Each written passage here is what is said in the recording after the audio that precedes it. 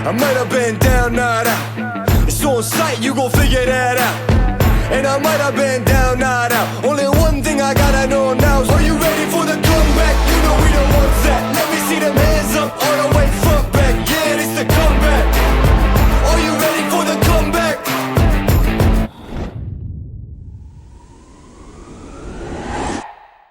Ladies and gentlemen, welcome to XTERRA Short Track and welcome to the Czech Republic. My name's Paul Groves and I'm here today to work with Roger Serrano, who's an elite athlete, now almost retired. But Roger. No, that was completely wrong. I'm 100% retired. Very nice to see you again, Paul, and welcome everybody to Czech Republic. Yeah, it's a great location. We were in France for the last short track, which was really impressive. But now here we are in Prachatice, and goodness, it's so green, it's beautiful here. It is a really nice location. It's a little bit outside of Prachatice town, but the forest is amazing. Really nice single trails and a bit technical, not too hard, but really, really nice to ride. So the full distance race was yesterday. We've got the short track today, and it's going to be quite interesting to see how the athletes can translate the racing from yesterday into a performance today. We will see. It's going to be the handicap of the weekend, how to handle with the tension and the stress and the fatigue from yesterday's race, and let's see who's going to have the better legs today. But I mean, to be honest, with this scenario, this beautiful lake and these beautiful mountains, trees, I'm pretty sure they're going to have a really good time. Yeah, I think we're going to hear a little bit about the course very shortly, and that's what I'm interested in, to see how this course is going to unfold. So over now to Nico and Chun. They've been out on the course today. They've seen how tough it is. Let's hear it from them. Thank you, Paul. Roger. We're here on the short track course with Nico. Nico, can you please tell us a little bit about the specifics of this track? So we are here only for 1 year. You remember, this is a new location because they are rebuilding Kristianovice Lake. So, and even for one shot, they did a great job again. This is like some technical part like we saw, like we have just behind us. And yes, it will be really interesting again. So where do you think the difference will be made here? Even there is some technical point. You can see behind there is 2 other jumps, some like few turns, many routes. There is a very hard and long climb on this loop, and the race being the day after the full distance, I'm sure the difference will be on this climb because they have to do it 4 times. You know, it will be about who is still have enough energy to do that. So, ladies and gentlemen, we will see who will be the strongest ones. And we have a weekend full of action on the Sunday short track. And in between each races, we will have an air show by a world-famous pilot. Really looking forward to it. Back to you guys. Well, Nico and Chun, thank you very much for that. Let's have a look at some of the athletes. Loane Duvoisin from Switzerland. Roger, her strengths in this race? Yeah, Loane, of course, a very good swimmer, but very strong and consistent on the 3 segments of the triathlon, and actually the first winner of XTERRA France Short Track a few weeks ago. So she's got something to really defend here. Next up, we have from Italy, Marta Mendito. Truly, really good performances over the last couple of years. Marta, yes, a very big surprise on XTERRA France a few weeks ago, and she won the full distance, and really looking forward to see what she's able to do today. Very good runner, so we're gonna wait for the last run. Mm-hmm. And local interest here, Jindřiška Zemanova from Czech Republic. She has the home crowd supporting her. She's certainly not one of the youngest athletes, but Roger, what do you think?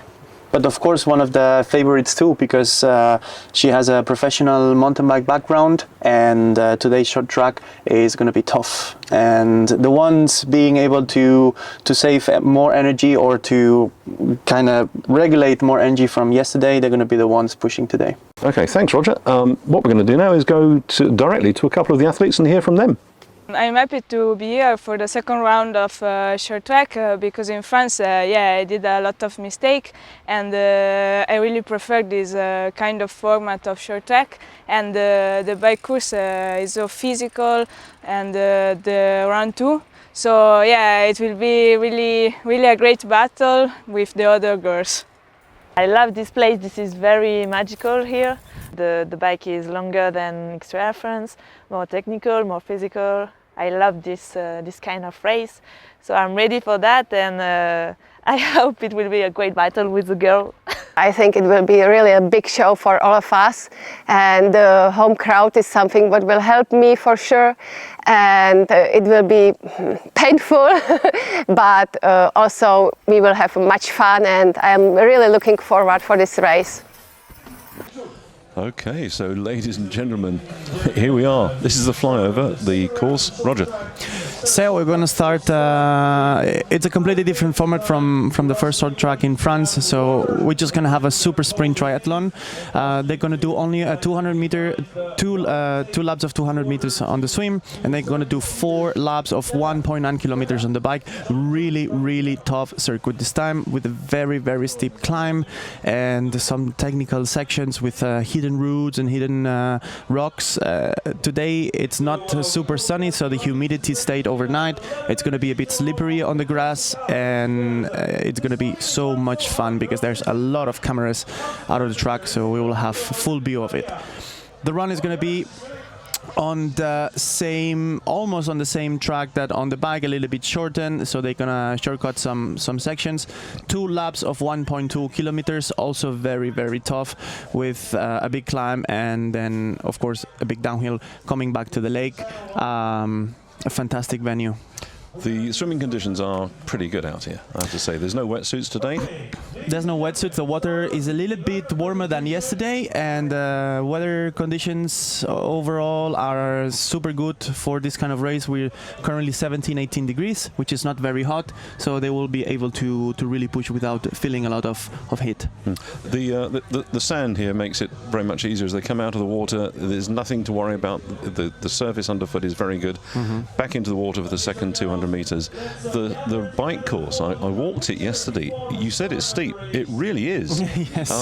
There's no chance to get your breathing sorted on that first climb, and then when you start the zigzag turns in the middle of the woods, and there's a couple of little technical things in it as well. You tried them out this morning, didn't you? I tried it this morning, and I was really impressed about the toughness of the climb. Actually, my GPS stopped because it thought I was.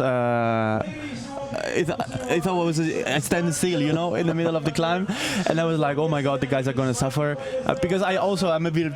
Yesterday I raced. Oh, you raced. So let's put this into perspective.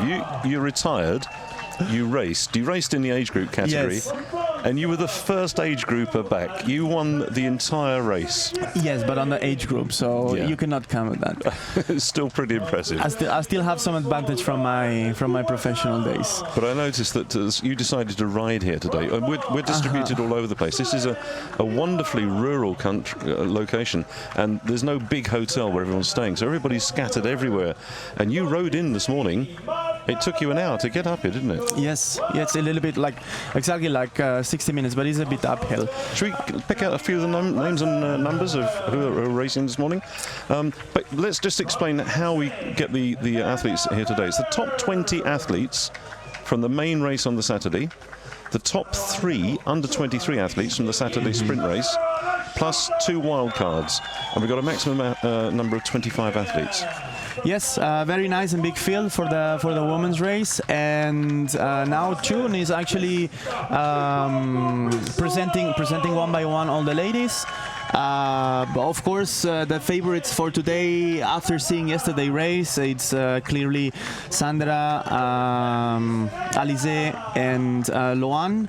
But we will see if we have any other surprises. Well, the course yesterday, leading from here back to Prachatice, was a massive climb, and quite technical in places.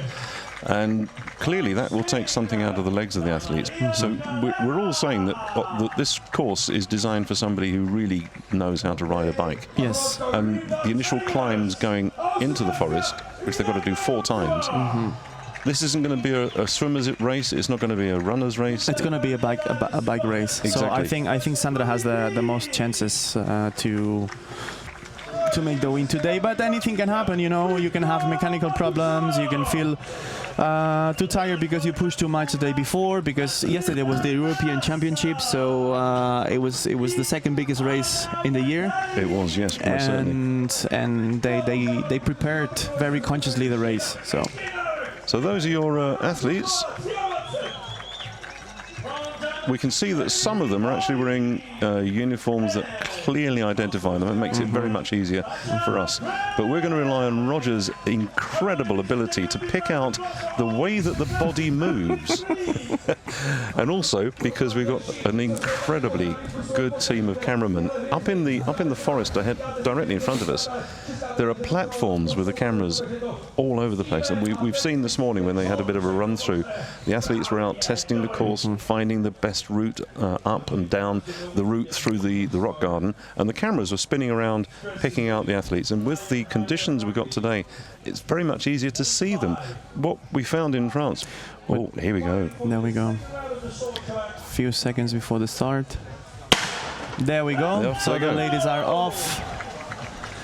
Let's see who's taking the lead and who is playing wild cards, sprinting in the beginning. Well, we got the fastest swim yesterday was from Maria Calleja. Yeah. Probably she's just. We see the problem there.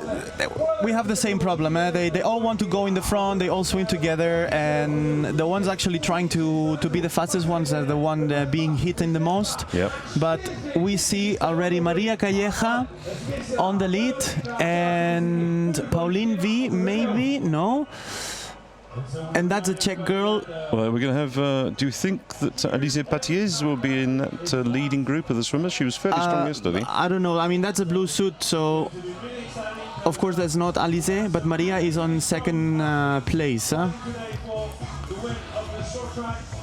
Now, we've also got two wild cards in here, which are the two age groupers who had the fastest race yesterday. Okay, so probably that's Amanda Felder.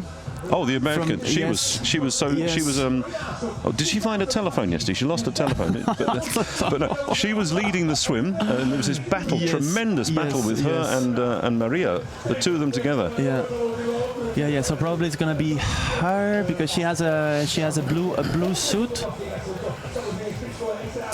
It's great to see Zogs. They're really good supporters of the race here, and main sponsor. And they'll be going past the Zogs boys and coming out under the Zogs arch, which is great. Taking a nice line there. They yesterday gave to the best swimmers of the age group, to every one of the best swimmers of every age group category. They gave goggles. Wow. Yes, really nice. So here we see the big pack trying to turn in the buoy, a lot of elbows and a lot of fighting. Well, it's also, at this point, your breathing can really be... Marta Mendito just turning there. Yeah. No, you're breathing. I mean, there's no breathing. It's just like trying to panic. The mouth out of the water and inhale some air.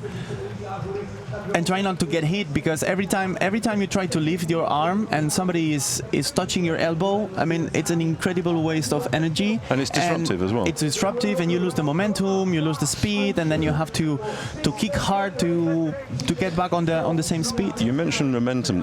You see the nice stroke here. There's a lot of work going on underwater there, and catching the water, pulling it past, and getting that forward motion. And you can see that the competent swimmers are really relaxed in the water. Yes. And the ones who are struggling, who may be the better bikers and runners, their stroke is a bit snappier. Yes. It is definitely an advantage to be a swimmer or having a swimming background in a lake, because the water is really calm, so there are not a lot of waves, so you can really make use of your own style. So eventually so we have a young Italian Anna Gazzari, That's number 22. Anna Gazzari, number 22, and then we have Maria Calleja and Amanda Felder on second and third position. This girl can swim, huh? That's then good. we have the other age group, Italian girl, and then we see Sandra Mairhofer here, and Alizé Patiz and Marta Mendito really close. Let's see Lausanne,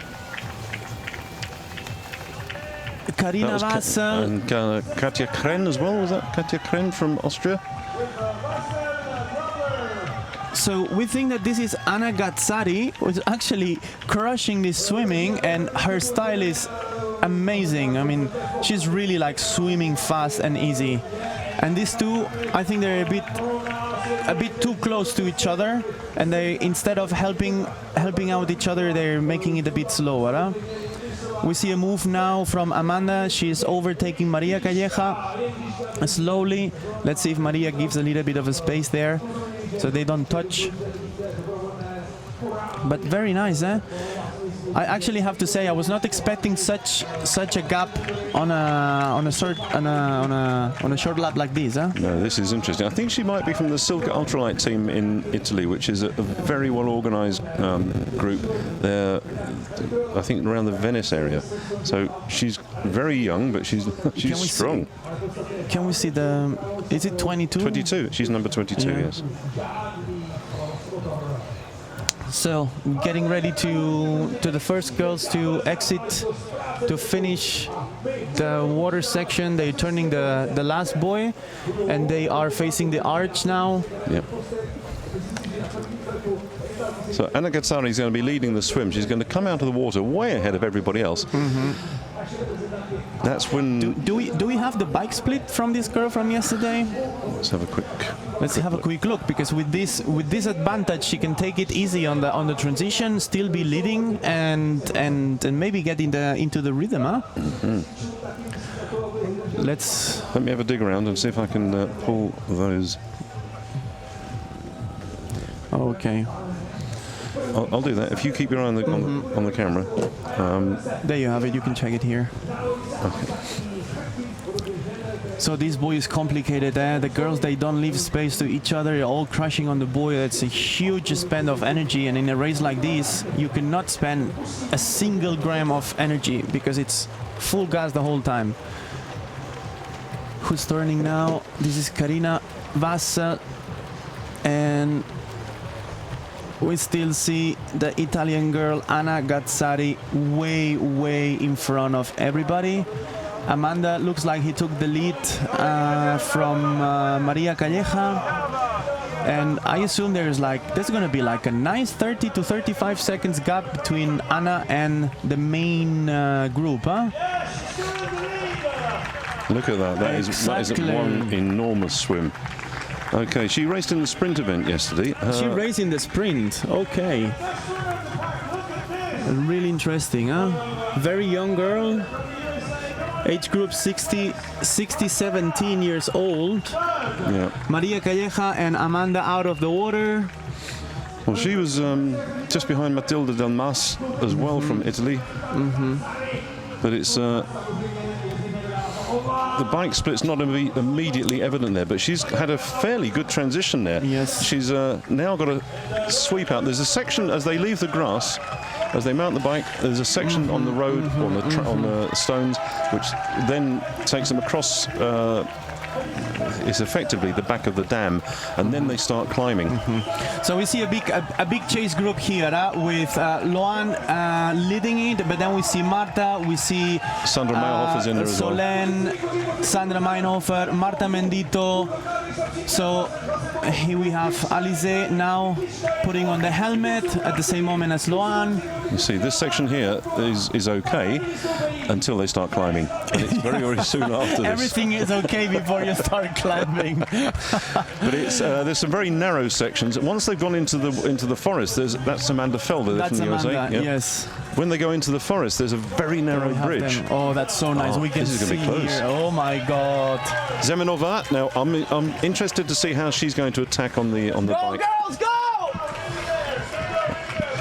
So we're actually in front of the transition ourselves, and we can see them they're like 10 meters away from us. Oh, the intensity is it's not just racing for the points and racing for the title. There's €200,000 at stake over the 4 races, isn't there? Overall, with also the long distance race, huh? Oh, for the short yes, track. for everything. Yeah. It's really quite something. Yes. And Zemenova already she's attacking.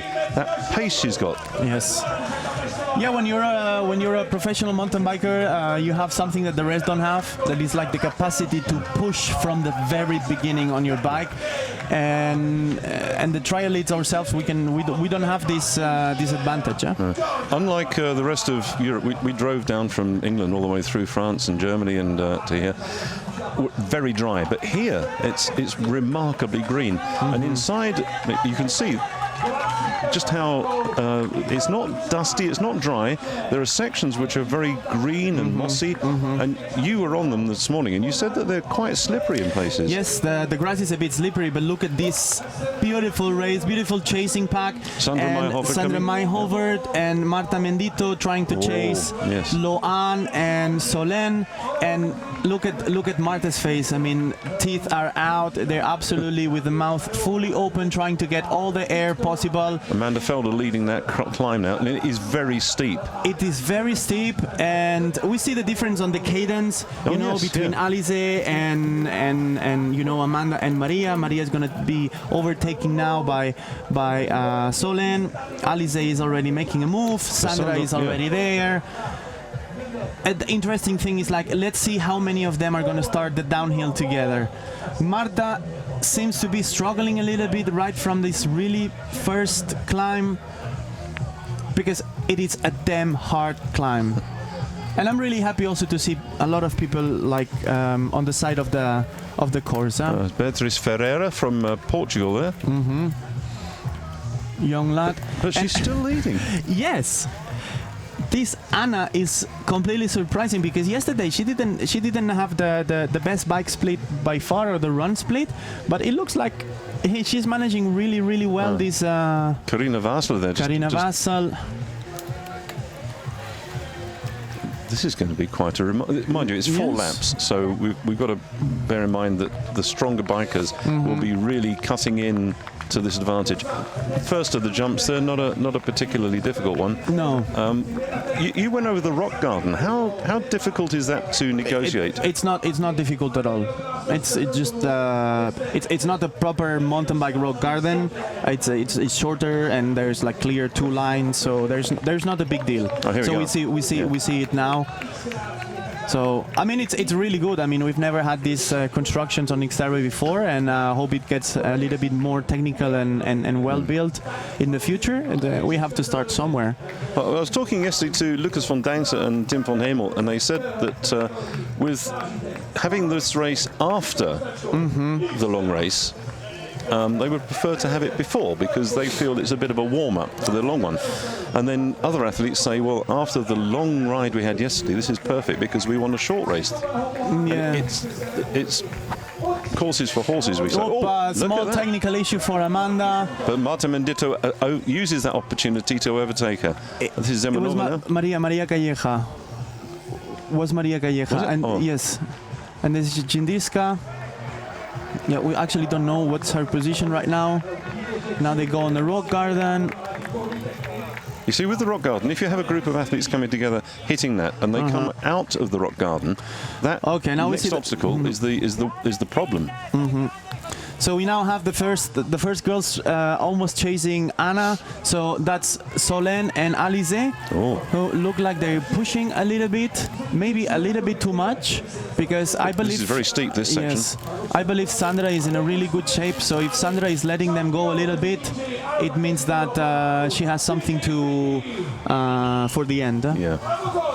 But impressive, this girl. I mean, she is fighting it a lot, and hopefully, I mean, she's gonna get on the wheel with Solan and Alize, and she will try to go with them a little bit more.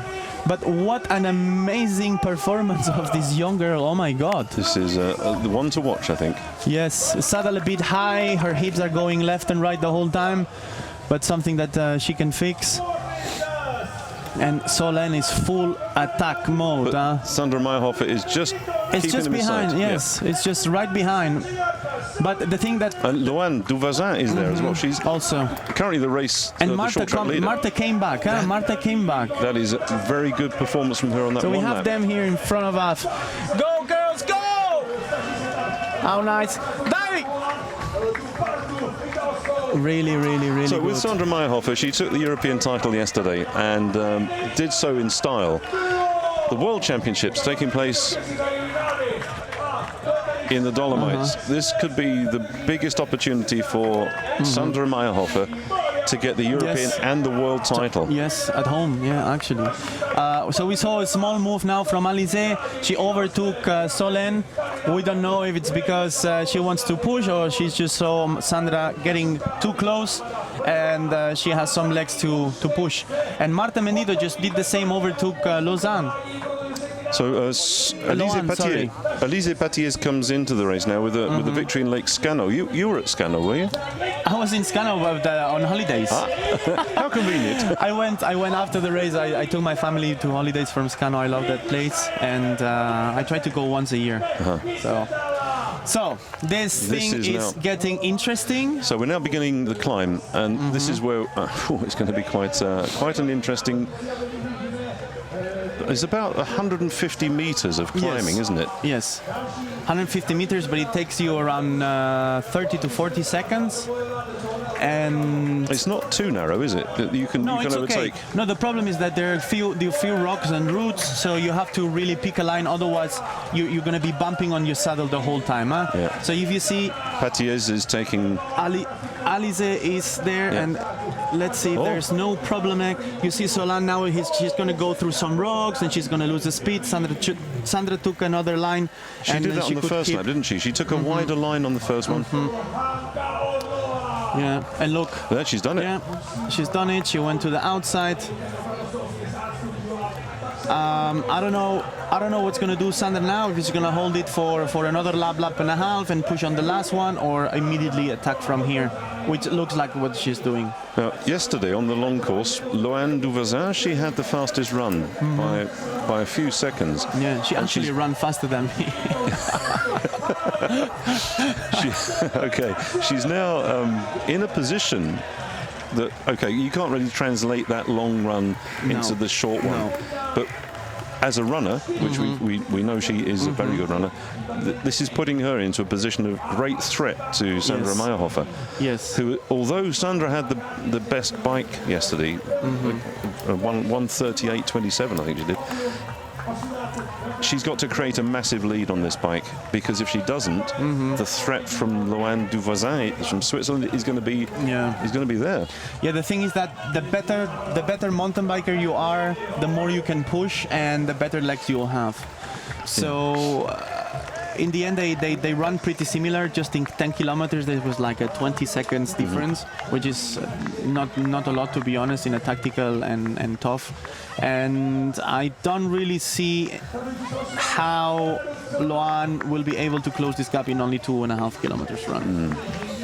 But you see now our early Italian leader there. Sandra is already on the lead. Yeah, look at that, and she's taking the line so well. You saw that there was a bit of drift on the turn, and that's the quite soft undersurface. It's not dusty at all. No, it's not, because it's humid from the night. Yeah. So they're actually really lucky with the weather today. It's less than 20 degrees. So they are not feeling suffocated. Huh? No. And by the way, this is being broadcast live on the big sports channel in the Czech Republic, as well as being shown to you through Facebook, and I think we're also on YouTube, aren't we? Yeah, we are. I mean, like any other live race from XTERRA, you can follow us on the Facebook, XTERRA Europe, and on the link on YouTube Live. Huh? Each of the races, we're thinking roughly about 40-45 minutes, and then we'll have a presentation for the medals. Then we've got something rather special. Yeah, we have a guy who's supposed to be a very good. How do you call it? It's a Red Bull stunt flyer. Yes, a stunt flyer. And it's from a chap called Martin Schonker. Okay. And my understanding is that there's a local legend here, the Grabmüller family. Ivo and Shaka, they're both extremely well known. It's their town. They organise races here, and I believe that Ivo has been the man who put some money behind bringing the air show here. So we've got an air show at 10 o'clock. And then we'll have a brief break, and then we'll be starting for the elite men at 11 o'clock. So, look at this. There we are, Sandra on her second lap, already leading, and then we're going to take some splits on the turn. So, she's still not creating such a big lead as I would have expected. Maybe she's still keeping some energy. So 2 seconds and 5 seconds to the girls following her. And Marta, she's suffering a lot, but she's holding it there. I think she's benefiting on the downhill. Certainly benefit. She's not losing too much on the uphill, but she's benefiting on the downhill. The crowds are fantastic. The noise. We got a real buzz going on from the crowds that have turned up. We are in the middle of nowhere, but so many people have come to support it. That's really nice.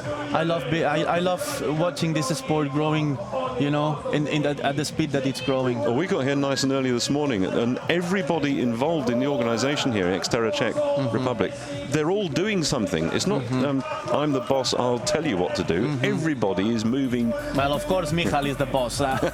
He's telling everybody what Michal to do. Papa or Michal? Junior. Michal Papa is senior, is retired. But no, I mean, such an incredible quality of images that we're having now. This is so nice to see in this sport. We've never seen that before. No, this is fantastic. This is fantastic. And this section they're coming down now is remarkably steep. Yes, it is, and you can see you have two options, right? You can ride on the grass or you can ride on the gravel. So normally you ride on the grass because the gravel is more it's less compact in the end. So it will give you a bit more of power transference. 3-second lead from Mairhofer, and she's got 6 over Buildup. Felder still holding that position, but she's hoping for a top 10 at the moment. Mairhofer once again digging hard. She's now got a clear ride. She can choose whichever side she goes. She's not going to have to. Yeah, you can see again the difference on the cadence. Sandra is like super strong, and look how smooth she's pushing those pedals. Alize, we see her that she's going up and down a little bit with her shoulders, and Solan actually has a really nice cadence, so maybe Solan is saving it a little bit. Loan is approaching now, getting really close to Marta Mendito, and we will see what's her move, huh? Oi, Marta, oi, Marta. Flat tire. Oh, no. My God, no, Marta. Come on, keep riding. You're gonna get an. That's her coach, Stefano. So bad. Oh, poor girl. She was. Come on. She's it's absolutely okay. distraught. It's okay. Okay, maybe we'll have to switch this camera. Give her a little bit of a moment. Saving it a little bit. Yeah, maybe, guys, we should change this view. Okay. So, Mendito out with a flat. Is it possible? Okay, in a normal road race, you can probably change the tyre. On a mountain bike, is it possible to maintain? On a short track, no. Like, forget it. Okay. The only way that you could do is that if you have like a small hole and you have a fast repair kit, and you have to be really skilled. But with all the lactate that you have in your brain and in your muscles, it doesn't work. Like it will take you like a minute to put just like a plug on the tire, and then the race is actually gone. Huh? But there are so many hazards out there. As you mentioned, there are roots, there are sharp stones.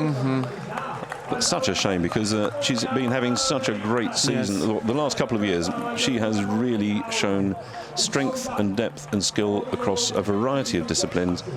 And she's still young. I mean, she. The thing is, like, the way the world works now, like everything goes so fast, right? We have like superstar people like raising up to the top in 1 or 2 years, being professionals, and these peaks, you know, of being on the top and then disappearing and having injuries, blah blah blah. So I really hope that these girls, they take it easy and they build their strength over the years so they could be consistent. Huh? Well, the taking it easy, the majority of these athletes are driving north very soon, because next weekend we have the same format in Zittau in Germany. Zittau in Germany. So one of the biggest races also in Europe, and it was a European Championship for several times. It also has one of the biggest closing parties, doesn't it? It does. Yes. It's amazing. The setup, it's crazy. So taking the easy opportunity on the tarmac of refueling there. It isn't that hot, but the need to keep that hydration level high is It's just so important. Yeah, it is, because at the end you're breathing a lot, and you're losing a lot. Of. They're taking the bell now. This is the final lap. They're about to start. So we're gonna see the girls now actually starting the last lap on the bike. We see Sandra in the lead, pushing, and she doesn't look like that she's suffering a lot. Alize looks like she's putting a little bit of time on Solène. 12 seconds. 12 seconds from the leader, huh? And 15 for Buildup. 15 for Buildup. Okay. Loan is there also. Maybe she can reach Alize on the run, huh? If she pushes a little bit on this fourth lap, which is, I think she's a really smart racer, and I think she's able to be this cold, huh? Very good. Go, push. But as Very you nice. said, anything can happen, and with looks like the young girl. What happened? No, A this crash? is Mathilde Delmas. Mathilde Delmas. Small crash. What happened there? Yeah, maybe. Ooh, she's knocked out. The bike's not good. It's all right. They're young. They can take a hit. So now it's 9 seconds. So that's 3 seconds that Prachatice has made up. Yeah, I mean, at the end, the size of the girls, you know, I mean, Alize is bigger than Sandra, so of course on the flat parts she has more power. Exactly. And Sandra, I mean, she's ultra light, so on the. But of the two of them, Solène and Alize, which one is the faster runner? From your experience? Well, like on a race like today, I think Alize has a little bit more of chances, but the way that Solène is approaching this last lap, maybe it's because she has something to show. Huh? Okay, let's just pick out of the wildcards. We have Carole Perrault from Switzerland racing. She was in the 40-44 category. She had a finish time of 3:20.47. Fastest bike split of the age groupers of 1:49. Reigning European champion from the XTERRA European Championships last year in Paganella. She's also got onto the short track start list with Kerry-Ann Upham from Great Britain. She was 3:20.04 yesterday. Faster in the swim and on the run than Carole Perrault. She's the reigning world cross triathlon and cross duathlon champion from back in Targu-Mureș. Interesting. I like the idea of these wildcards giving age group athletes the opportunity to mix and match. It's a tremendous enticement for them. Yes. And a reward. Indeed. I mean... Well, you could have raced today based on your time yesterday. No. Nico would never allow me to do that. Okay, let's approach. Okay, So, we see the first girl being lapped. Hopefully there's no trouble on it. And she gives a clear path to Sandra. That's good. It's nice to see that we're not having lapped athletes taken out of the course as well. Oh. They're both not really far, like probably like 10 to 12 seconds, because Sandra took another few seconds going on the uphill. And we will see how they push now on the downhill, if they risk it a little bit or if they're happy to share this second and third position. But they have to keep pushing, because Loan is not gonna wall. With the tires, would you go for pumping the tires up to very high pressure? No, you cannot pump the tires at all. I mean, all of these corners, if you have a lot of pressure, you will just slip to the corner. Okay. So you relatively have, now the tire game has changed a lot.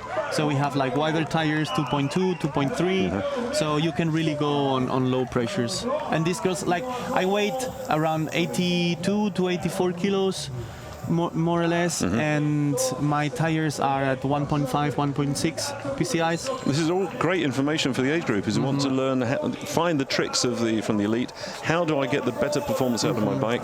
So I think these girls are riding like between 1.2 and 1.4, the more aggressive ones. So Alize has now pulled away a bit from Solène, but still Sandra Mairhofer looking very comfortable in the lead. She's now on this long descent, the fast section to come back across the bridge bridge or cross the dam, and very soon she'll be in transition. Yes. So we see her now at the dam, like approaching, taking a last sip. Yep, using and the Alize opportunity. is about 15 to 20 seconds back. Solan also, and I want to see how far back is Loan, because probably she's going to be the runner-up, huh? Well, we can hear in the background Chun is getting really, really excited about this, and he will be doing the post-race interviews. If he's got any voice left, of course he'll have a voice left. He's been busy the whole weekend with the kids, with the 5K for Herbie, and now all day yesterday for the long race. Here he is once again. Okay. Looks like a clean transition from Sandra, no problems with the bike. Alize a little bit late taking off the shoes. She lost a little bit of a momentum there, and Sandra is already starting on the run in 29:44. This is fast. Okay, that's a fast transition for Alize. Go Sandra, go! Squat flying, huh? Okay, so that's 15 seconds behind Sandra. Solen struggling a little bit to put these shoes on. We're now up to 18 seconds and 23 seconds. Go, Alize, go!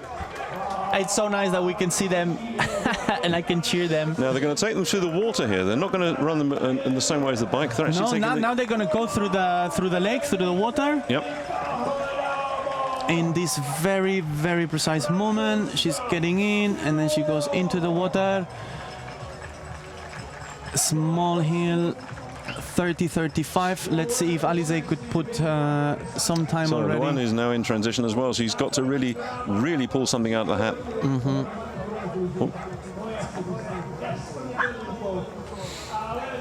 Okay, very good for Alize. She was a bit better going up that. Yes, a little bit more smooth. I mean, it's 0.5 seconds, so that's a nod. It is so nice to be able to cheer the girls from here. I'm apologizing in advance because probably I'm gonna shout a bit more with the guys, and the people watching this at home, they're gonna have some voice distortion. Okay, Sandra looking pretty much under control, huh? Michele Bonacino was standing there waiting and watching. Is he actually racing or is he on the start list? I think he's in the start. Yes, he's in it. Yes. Excellent. Okay, so, Jandriska there, on the top 5, actually running in 5th position right now. So she did some damage on the bike section. Let's see if she can hold it. And Alize looking pretty smooth. The length of the steps are a bit longer than Sandra, but Sandra has higher cadence. Yes, much higher cadence. 18 seconds only, Sandra from Alize. But I'm a bit confident that Sandra will manage this gap, huh? When I see Sandra racing here and look at her racing on snow, the fact that she can run hard on a variety of surfaces, I'm afraid Sandra's going to be my favourite for today. Not because she's in the lead, but because I've seen her race on such a variety of surfaces. Yes. And I think she's got that pretty much tied up. Yeah, well, at the end, look. Racing on the snow or racing with muddy conditions, it's a little bit the same. But look, this is crazy. Anna Gazzari, it's actually on 6th place, ahead of Amanda Felder. Ahead of Amanda Felder.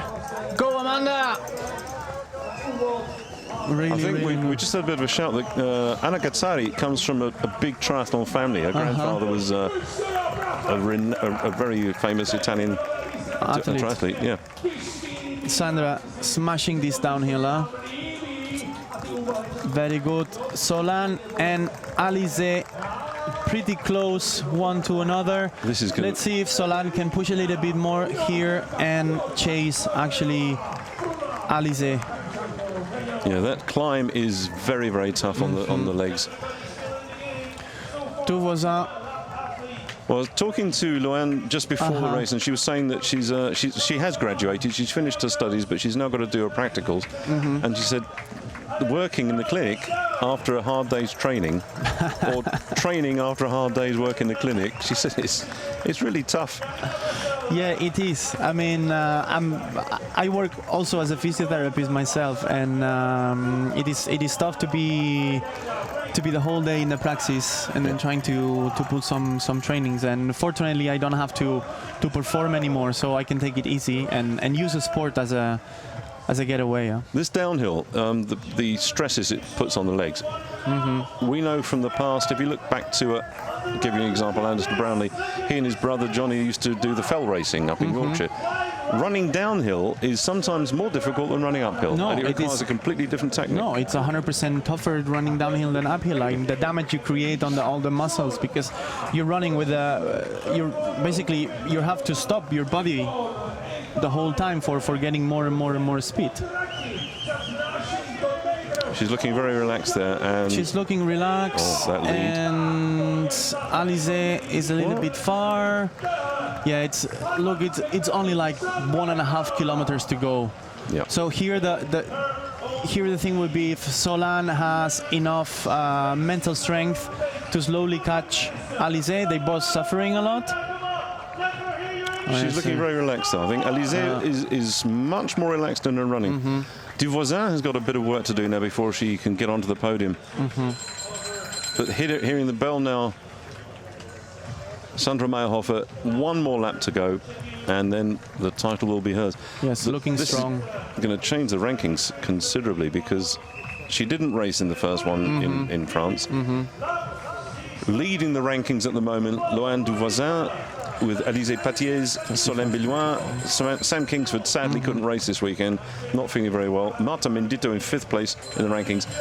Obviously she's out, so I'm really looking forward to seeing the rankings with these results added to them. So Sandra, she's now had a look over her shoulder. She can see exactly how far ahead she is. I think they're in the same distance, around 18 to 20 seconds.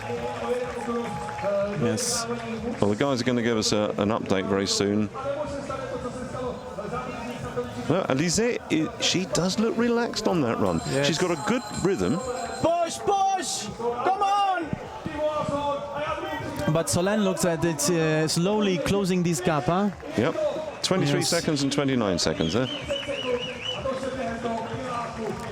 And actually, Loane is getting close, huh? It's getting close because she was like 30 seconds away from them, and now she's like less than 20. Let's give her a small push. Go, Loane, go! Very nice crowd cheering, and also in the woods. I mean, I would be the one being in the woods. It's a lovely atmosphere. Yes. It's so peaceful. And the wildlife around here, we've seen deer, we've seen all sorts of... You've certainly seen deer, huh? Very close up, yes. And in the lakes as well, the fish. I don't know if you were aware when you were swimming there. No. There were some very big ones following you.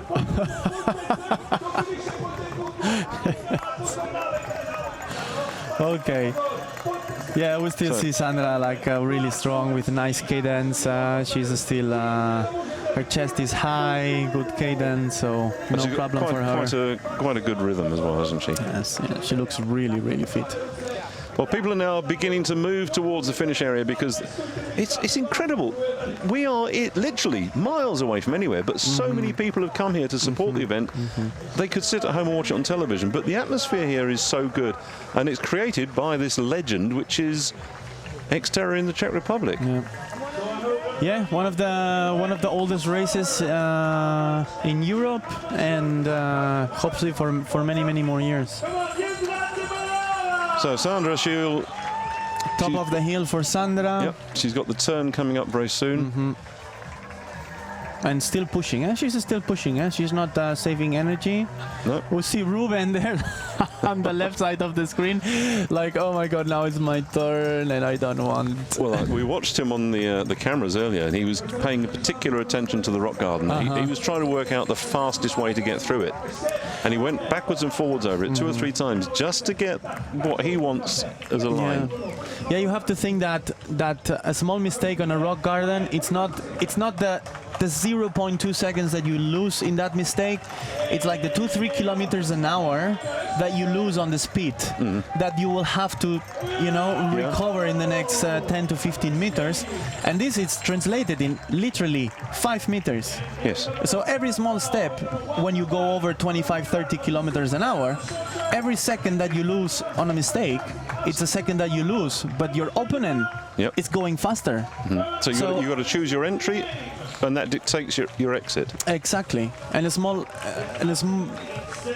1 second of time going at 30 kilometers an hour, it's more than 5 meters. Gosh. You know what I mean? Yeah. So 1 small second, it's a lot of distance. And on the bike, it's okay, but then you sum 5 seconds and 5 seconds, and then it's like on the run, it's a long way. It's demotivating.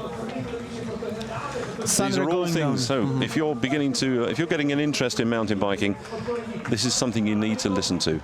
Listen to the pros. Watch how they race.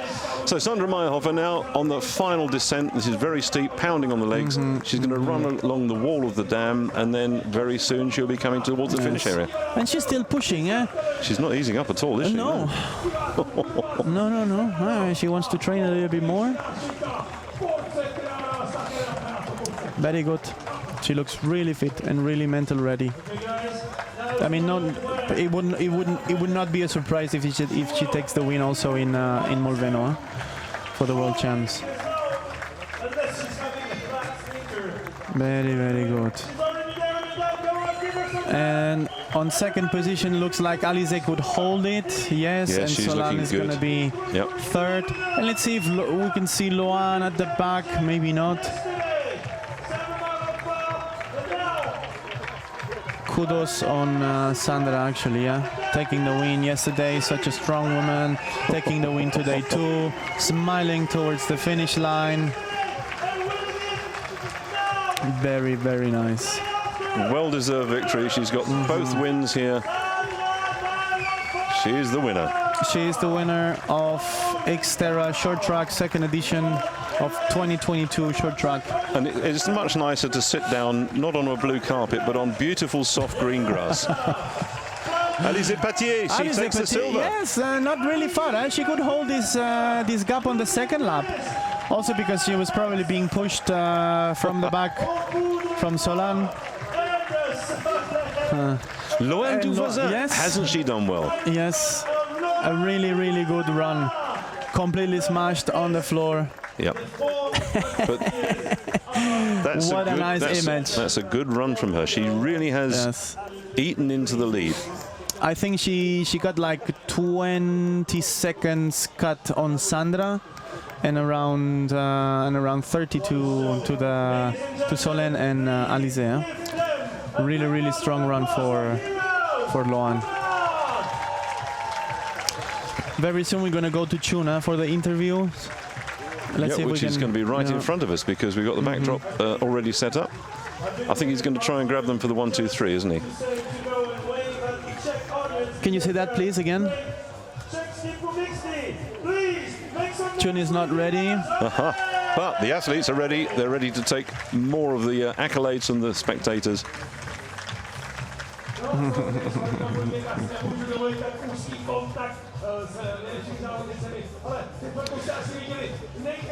Very, very big crowd today. I think it's the biggest crowd I've seen on an XTERRA Short Track. Well, let's just give a run through of all those athletes who are racing. Sandra Mairhofer from Italy, Alize Patier is from France, Loan Duvoisin from Czech Republic, from Switzerland, sorry, Solène Bulloin from France, Marta Mendito, Italy, sadly had to pull out with a puncture, Karina Vasler from Austria, Amanda Felder from USA, Jindriska Zemanova from Czech Republic, Georgia Grobler from South Africa, Stepanka Bisova from Czech Republic, Kerry-Ann Upham from Great Britain, Carol Perrault from Switzerland, Beatriz Ferreira from Portugal, Lorena L from Germany, Hanna Odlova from the Czech Republic, Maria Calleja from Spain, Rina Zeigers from the Netherlands, Jana Dukova from Czech Republic, Nora-Marie Rieder from Germany, Michaela. We see now the local hero, Jandriska,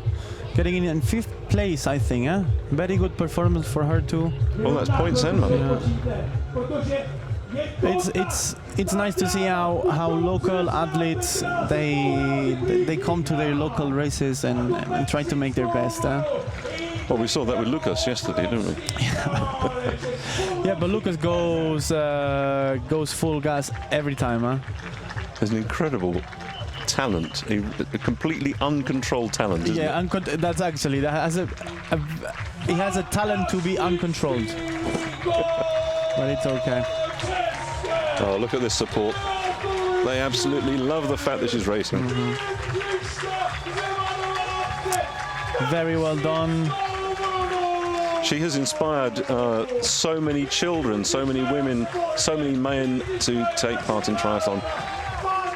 I think we're going to be very, very soon ready to see Chun interviewing Sandra. Oh, yep. Flash is getting ready. And Amanda Feller in 6th position, eh? So she took some people. Karina Vassa, 7th. Very nice, and the sun is coming out now, huh?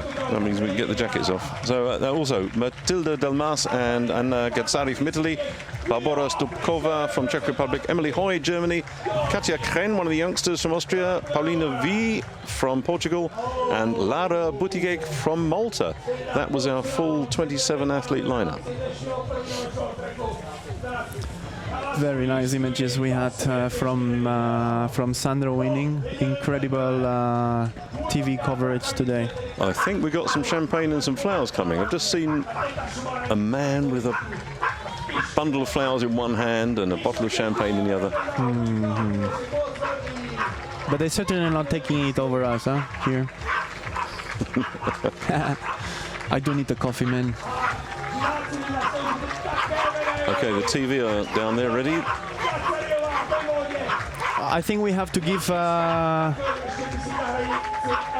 No, that's the Czech television. They go first, and I think Chun is gonna do the interview. But very, very nice, huh? I'm thinking. I'm looking forward to seeing the splits for the bike here, just to compare Sandra's performance with that of Jindřiška.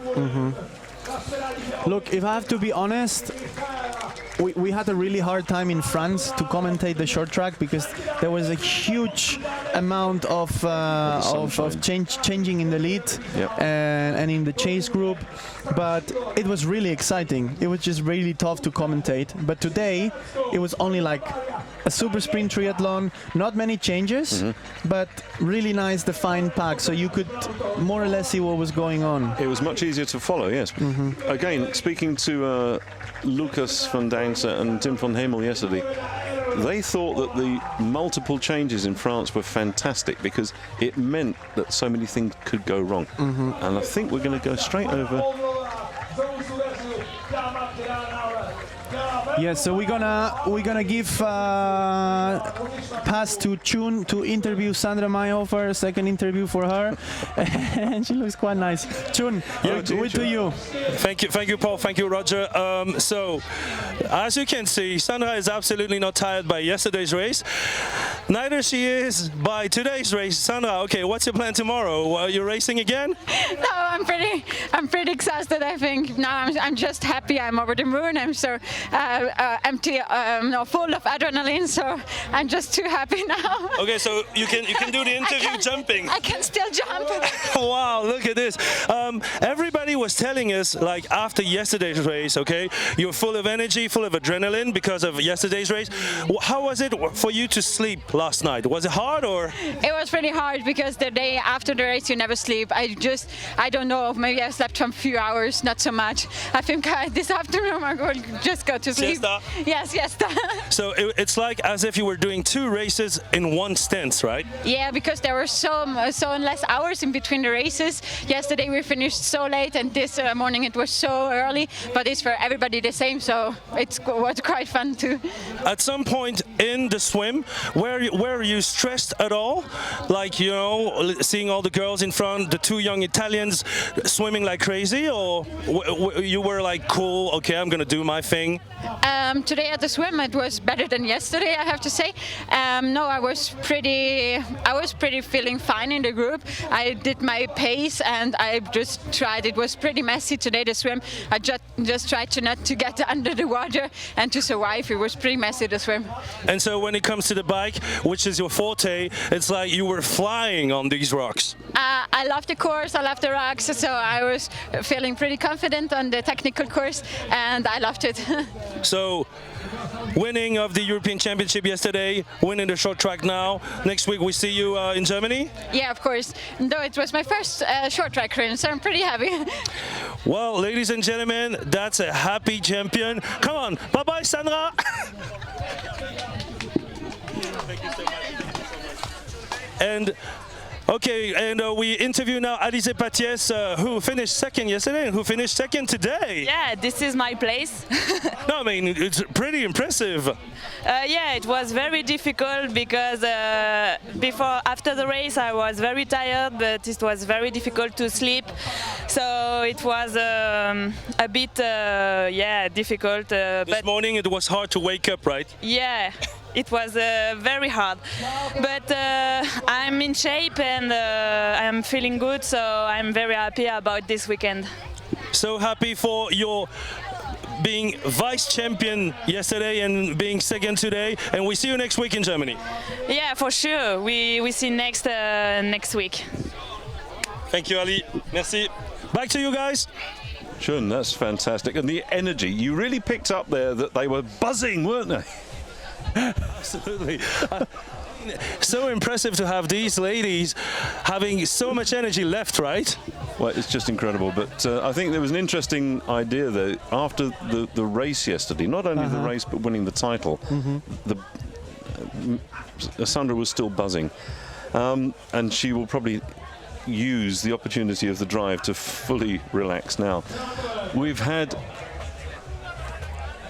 Well, we're going to be heading very soon to the break because very soon, in about 9 minutes' time, we're going to have a fantastic air display from Michael Stonk, I think it is. Michael Stonk, let me have a crazy dude with a plane, basically. Oh, yeah.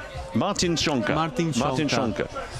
So we're looking at waiting for that. And don't forget, ladies and gentlemen, we've got the air show. Then at 11 o'clock, about 10 minutes before 11, we will come back to you and start the process again for the men.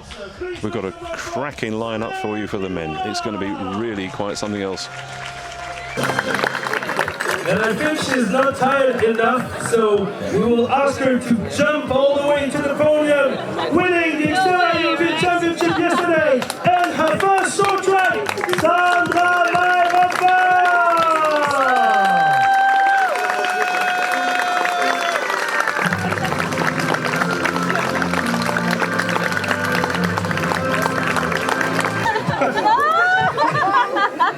Please don't kill the photographers, okay?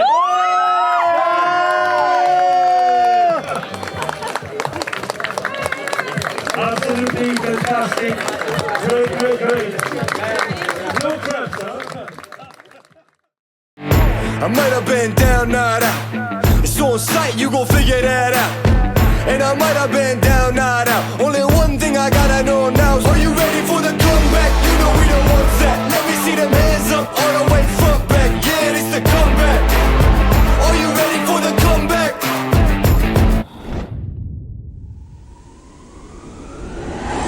Well, ladies and gentlemen, welcome back to XTERRA Short Track, and Roger and I are just about recovered from that incredible race. We're now going to move on. It's the same location. It's fantastic here, Prachatice, and the environment, the surroundings here, they are so impressive. They're so pretty. We've seen a very amazing race and very nice shots, and everything combined gave us very much joy, and happiness to see how nice this sport is. A combination between the toughness and the beauty of the nature, and really excited to see the men's race now. Yeah, well, having driven all the way across Europe, as many of the athletes have done to come here, and through the parched areas of France, Germany, and all the way down, suddenly we get here. It's a green paradise. It's beautiful, absolutely beautiful. It's a small little pearl in the middle of nowhere, and we love it. this is Bohemia. It is beautiful here. We are really delighted. But let's go back to the course and let's hear a little bit more about how tough it's going to be from Nico and from Chun. Thank you, Paul. Roger. We're here on the short track course with Nico. Nico, can you please tell us a little bit about the specifics of this track? So we are here only for 1 year. You remember, this is a new location because they are rebuilding Kristianovice Lake. So, and even for one shot, they did a great job again. This is like some technical part like we saw, like we have just behind us. And yes, it will be really interesting again. So where do you think the difference will be made here? Even there is some technical point, you can see behind there is 2 other jumps, some like few turns, many routes. There is a very hard and long climb on this loop, and the race being the day after the full distance, I'm sure the difference will be on this climb because they have to do it 4 times. You know, it will be about who is still have enough energy to do that. So, ladies and gentlemen, we will see who will be the strongest ones. And we have a weekend full of action on the Sunday short track. And in between each races, we will have an air show by a world-famous pilot. Really looking forward to it. Back to you guys. Nico, Chun, thank you very much for that. Now let's have a look at some of our elite male athletes. Arthur Serrier from France. Well, what can you say, Roger? Well, definitely my favorite for today. The guy has been struggling with some fever a few weeks and months ago, but he's coming back strong, and yeah, I'm really excited to see what this guy is going to do today. And next up, Arthur Forissier, also from France. He won it last year, Roger, didn't he? Yes, again, really excited to see the battle with this Frenchman. Arthur is running up since the last few races and getting confident, and I really want to see him racing today. Also, we have Maxime Chanet from France. Once again, a French athlete. Roger, the French are pretty strong here, aren't they? Yes, French has a big culture of XTERRA, thanks to Nico, big part, and Maxime, one of the youngest professionals, and for sure one of the brightest futures. So let's see what he's able to do today. Oh, yes. We also got Michele Bonaccina from Italy. Now, this guy can swim. He's a bit of your, I think, we could say he's a wild card. Roger, what do you Yes. think about this? Yes, he's going to be the one giving some fun today on the water. We saw him a few weeks ago in the first edition of the short track in France, and he was catching up on the swim every time. So let's see if this time he can stay in the front until the end of the race. Okay, thanks, Roger. What we're going to do now is go directly to a couple of the athletes and hear from them. Yeah, it's different the format, but the strategy during the swim is the same. I have to push a lot. I have in France I have 3 times swim, so I can close the gap during the swim course, and here is just 1 time, but maybe sarà una grande battaglia. Yeah, I'm really looking forward to have all my friends here, and yeah, lots of friends will come. So yeah, it's a little bit of pressure, but it's nice to have a lot of spectators from Czech and be the local guy. Yeah, I'm really excited to have a good race in Šumava Mountain. Lovely to hear there from Lukas and from Michele. And Roger, the women's race was just outstanding. And it's the same course. Can you take us through the course? Yes, we have 2 laps, 200 meters. As always, the swim is completely flat. Well, I mean, there's no waves. I mean, we're in a lake and the swim is pretty easy. Then on the bike, we have 4 laps of 1.9 kilometers. Again, the same race as the girls, with a huge, really steep climb in the beginning, and then some downhill with some curves, some technical sections, a rock garden, a couple of jumps, and a small of a flat section before turning around and going for the next lap. The run, as tough as the bike. We have 2 laps of 1.2 kilometers, and they have to cross a small river, go also into the woods, do a small hill, and then go down the same single trail on the bike, cross the dam, turn around, do it again, and finish. Let's set our start list there. Arthur Sarrier, France. Ruben Ruzafa from Spain. Felix Forissier from France. We have Lukas Kocar. We heard from him just at the start of the interviews there. Franco Pesavento. Watch out for him from Italy. Maxime Chanet from France. Didn't have quite the race he wanted yesterday. Tim from Hemel from Belgium. Federico Spinazzi from Italy. François V as well. We thought he would perform better yesterday. Didn't quite come together for him. He's running number 9. And then Sebastian Neff from Germany, number 10. Yeah, very exciting field today. We saw yesterday Maxime had a flat tire, and yeah, he lost a lot of time, but showing a lot of attitude for today. I was talking about him like 10 minutes ago, and I told him you have to make up from yesterday, and he was like, yeah, I'm gonna. They are quite buzzing this morning, the athletes. We've spoken to quite a few of them, and they're really thrilled about being here. We've got the top 20 athletes from Saturday's main race, the top 3 under-23s from the sprint, and we've got 2 wild cards. Looking down through this, going further down, number 11 is François Carloni from France. We've got Sam Osborne, very strong in the swim there from New Zealand. Peter Sukup from Czech Republic. Andreas Silberbauer from Austria. Kieran McPherson from New Zealand. Christopher Vistegre from Denmark. Xavier Daflon from Switzerland. Lucas van Dijnse, spoke to him yesterday, he absolutely loved it. But from Belgium. Jens Emil Sloth from Denmark. Scott Anderson, one of the up-and-coming athletes. His mum took a silver yesterday. Dad, unfortunately, the bike frame broke halfway round. Not good news for him, but hopefully Scott will have a good race today. Matteo Svegrola from Italy. Dominic Dupay from Slovakia. Nicolo Galli from Italy. Michele Bonacina from Italy. He's the one in the swim. We really expect to see some power from him. 30 seconds to start. He had a puncture yesterday, so Arthur was unfortunately not in a good race yesterday. Wild card given to him. Peter Lehmann from Germany. Karel Dušek from Czech Republic, and Artjo de Jager from Austria. That's 28 athletes. So the guys are ready, taking their marks. Let's see what happens with Michele and Lucas. There we go. This start. A lot of elbows, a lot of beating, and they are sprinting.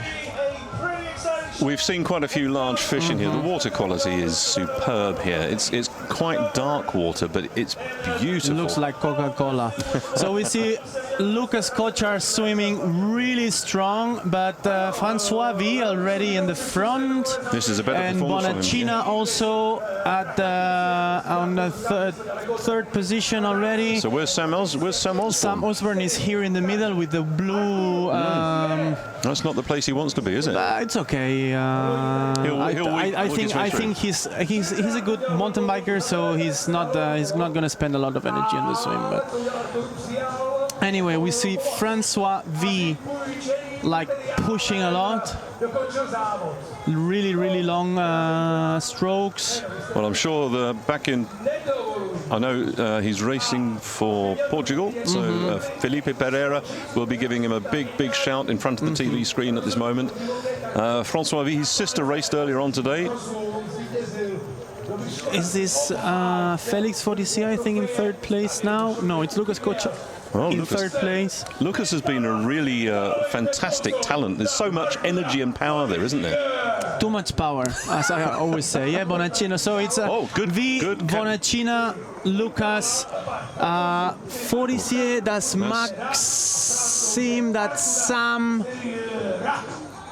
And then we have this, oh my God, what a mess. Oh, guys, get out from here. That's so painful. Forissier, Arthur, Xavier Daflon, trying to go around the buoy, closing the men's field. It's very disruptive. Being hit like that, your breathing, it goes completely, your heart rate rises dramatically in those circumstances, doesn't it? Yes. Yes, and you lose a lot of power. We said the same at the women's race. Look, many years racing there in the front, leading the swims almost in every race with Jens Roth and with Sam Osborne. I never ever went close to a buoy, ever. No. I was taking 2-3 meters more on the side and saving just to yourself 2 or 3 seconds. And at the end, it's yes, a lot of energy saving. So we see Michele Bonacina now. taking the lead. Look at that, lovely. In front of Francois V. It's funny, he's a good swimmer, but he doesn't appear to use the full length of his arms, does he? We don't see it underwater, so maybe he has an underwater slide. Just a glide, yeah. Yes. And for those of you listening, Roger has stopped racing as an elite athlete. But yesterday he raced as an age grouper and he won the race for the age group. He was the fastest man there, so he does really know what he's talking about. And it's going to be an opportunity for us to share with you some of the secrets and tips from the very top of the elite. We heard about tire pressures during the women's race and racing lines. Emil Sloth coming out there. Yes. He's actually lodging with the Grabmüller family. Jens Emil had a food poisoning 2 nights ago, and he really struggled yesterday to push himself during the race. He ended up really bad, and this morning we were talking, and he was like, "Roger, do you think I should start or not?" I was like, "Look, I think it's not a good idea. I mean, you didn't perform well yesterday. You're not going to be recovered by today. You're going to spend a lot of energy, and in 5 days we have another big race." So it looks like that he found motivation and energy to start today. Let's see if he takes it easy or he really tries to push. So that's our leading group, and it's great we've picked up the splits there. Good performance there, Scott Anderson there in 10th place. Look how smooth the turn is when you are in the front. Exactly. Right. So imagine that you're in a huge pack and everybody is punching you. I mean, just like take a wider turn and avoid all the elbows. Yes. So I think I see Félix Forissier there on 5th place at the beginning of the thick part of this arrow. And Bonacina is on fire. He will for sure have a clean transition, and he will be first at the beginning of the hill. And a clear ride into the woods, which is nice. Look, getting inside of the boy, it makes no... Come on, Maxime. No, it really is a bit of a rookie error. But I imagine when you're in race mode, that's what you're aiming for. And it takes a lot of focus and concentration to pull away from the boy. Also because most of the athletes, they breathe on the right side. It's a swimming culture. If you're right-handed, you breathe on the right side. And these boys are turning on the left. So you cannot be constantly looking in the front. You spend a lot of energy. So at the end, you have to do 5 or 6 strokes. So Emil there, he's the first one to admit he's not a very good swimmer. But once he's on the bike, my goodness, we see some tremendous power from him on the bike and the run. Yes, and he's swimming with Francois, which is good because Francois is a very aggressive rider. So if Jens Emil can find some energy inside of him today, they can benefit from going together. And I would say, I think it's better to be in this first lap on the bike, it's better to be outside of the chasing group, chasing the chasing group, than being in the middle of the chasing group with exponential chances to have technical issues. Michele, he said, if I come out leading the swim, I'm going to make the sign of a shark coming out, and he's just done that. Okay, so we see Sam and Maxime. Look, if Maxime is able to be in the front of the big riders like Ruben, Arthur, and both Arthurs, he has a chance to lead these. Now we see Arthur Sarrier coming out of the swim there. That's not unusual for him to be that far back in the swim because his power is on the bike and most certainly on the run. He had the fastest run yesterday. So we see the guys now. So Francois V and Bonacina already lost a lot of time on this transition. Sam Osborne, Arthur Serreyes, what the hell are you doing, man? Go! Oh, what was happening there? I don't know what was happening, but he lost a lot of time. Maxime Chanet is already catching up some people. I can see them in front of me. Félix Forissier, Arthur Serreyes, and Ruben Ruzafa, and Lukas Kocar. Come on, boys! Ruzafa's behind Sarrier there, but Ruzafa had the fastest bike split yesterday. This is going to add even more pressure to Sarrier. Exactly. Go, Jens, go! That's all right. Bacarloni! Oh, now look at this. Amazing slow motion. Big thank you to the TV crew. This is so good. God. It looks It looks worse on the TV than what actually is. I have to say, really, this slow motion that makes emphasis. But no, but it's fantastic. This is as hard as it looks right now. Yeah. But you see the guys in like under the buoy getting caught on the ropes and everything. Mm-hmm. You don't want to be there at all. Now let's see if we can pick out. Oh no, the sign's gone. There we go. First hill, Spinat. Yeah, Spinazzi is attacking. That is really good from Federico Spinazzi from Italy. Really attacking on that climb. And this is a long climb. Yes, and Lukas Kocar already doing his thing. François V, Bonacina with a nice cadence. So this climb is about 150 meters. No, sorry. So Bonacina was still on the lead. No, that was the timing match. That's the swim. So something happened on the transition. He lost very, very precious 10 seconds on the transition. This is Pesavento. Pesavento looking in a good form there. Maxime Chanet. Franco Pesavento, he actually is the reigning world winter duathlon or winter triathlon champion. And his performance is so good. On the run and the bike, he's very, very strong. Watching him here, but he's also very strong in a sport that the XTERRA athletes don't go. Yep. So it's this crossover. It's a wonderful cross-pollination. First jump section, and Lukas Kocar really looks like he wants to put on some show for his local TV. Didn't he have an accident at one of these races? Actually, he broke his neck. Oh my goodness. He broke his neck 5 or 6 years ago. His first time racing XTERRA as an age group, and we had the same start. I was there, and he swam with me and with Jens Roth and somebody else. And as soon as we hit the first single trail, we heard like something like cracking into the woods.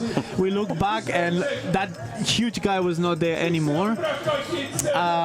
Next time I see him was like 10 hours later, 3 a.m. in the morning, with a neck brace. Oh my goodness! Giving shots to everybody. Well, he was taking a round of shots for the people with a neck brace, and I'm like, dude, what are you doing? Oh no, it's okay. I only break one vertebra. He's a nice chap to interview. We spoke to him yesterday and first thing this morning, and he's genuinely happy. He loves being here. He loves the racing. Yes. So Spinazzi looking strong in the front. There's a very good descent here, very fast descent. They're going to cross the back of the lake now. Sam Osborne running in 4th now, Bonacina in 5th. Let's see if by the second lap we see some of the big riders going to the front. Maxim in a very good position, given the fact that he is one of the strongest cyclists and runners. And we see Ruben Ruzafa already there. Oh my God, Ruben is going to put some show, huh? He's going to catch the front. Okay, there we go. The crowd going wild with Lukas. So Kocar and Spinazzi are leading the race. But look now how quick the things are going to change. We're going to go into the second lap. Between the second and the third lap, all these not top riders that have been pushing for the first lap, they're going to start suffering from really, really leg pain, and they're going to decrease the pace a lot. So you're going to see now Maxime, Ruben, and the French guys making slow their way to the front. This is putting even more pressure on Sergio. Whatever happened in transition, we're not entirely sure. It means now that his gap is growing, and the work he's going to have to deliver on the run is even bigger. Yes, I see. I don't know. I have a good impression about Jens. He caught some time on Arthur and Ruben, and he's actually. Kocar's now. Lukas is going for it. He really is. Look, this can either end really bad or really well. Well, we spoke to Scott Anderson's mum and dad, and they said the atmosphere up in the woods, the atmosphere up in the woods was absolutely alive. Now, you mentioned that there are routes that have been. You have to try and avoid the routes on the course. They've cut back some of the routes. You saw just what happened, right? Exactly. Spinazzi almost lost control of the bike on the uphill. Yeah, but we saw Marta Mendito sadly having a puncture, so everything can change so dramatically and so quickly with this. But Lukas Kocar, home crowd behind him. He can run as well. Yeah, he can run, and definitely he has the legs and the strength to run really strong in these climbs. Let's see if the crowd can push him to the victory. I mean, that would be amazing if Lukas takes the win today.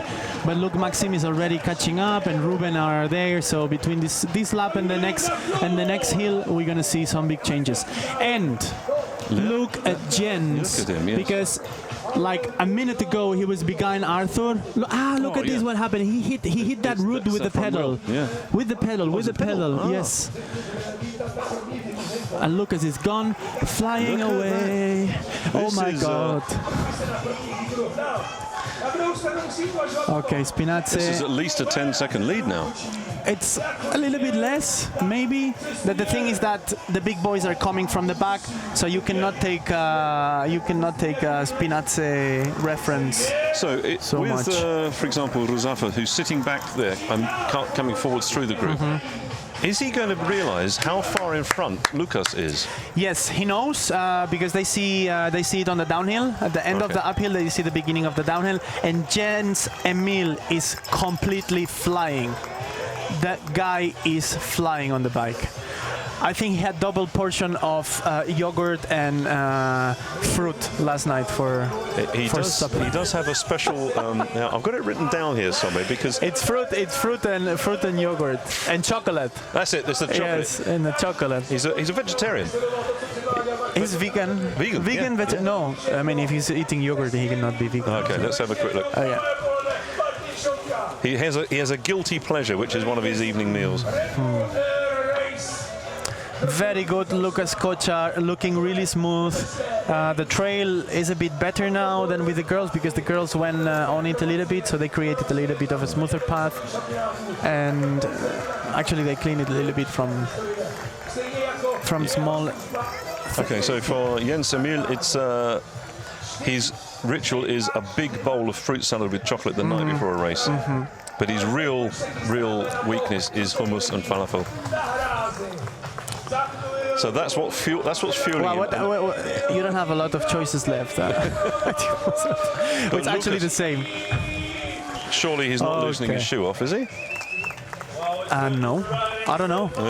He was okay, Francois be there, and then we start to have the guys here. Sam Osborne, that is Maxime Chanet, Bonacina, and Ruben with his head down, trying to get. Look at the crowd; they're all like, "Oh my God!" And there we go. Hey, come on, dude! Don't do any mistakes. Stay calm. Stay calm. He's taking time to everybody. His cornering there was very, very powerful. Go, Lucas! So, lap 3 or 4. There we go. There we go. There we go. There we go. Okay, Ruben is flying too, and Jens Emil is on the catch. Jens Emil is on the catch. I love this guy.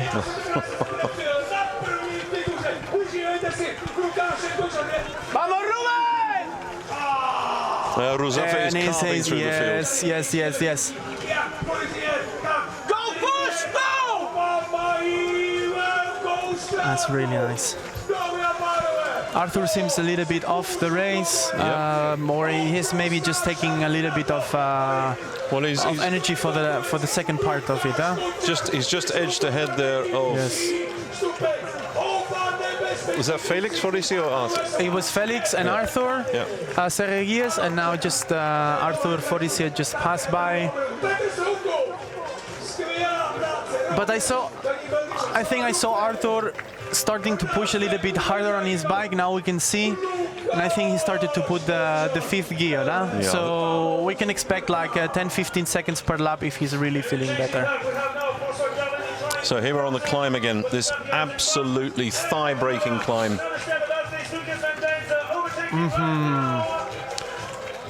Huge dude, huge muscles. Lukas has some power. He's young, he's what, 22, 23?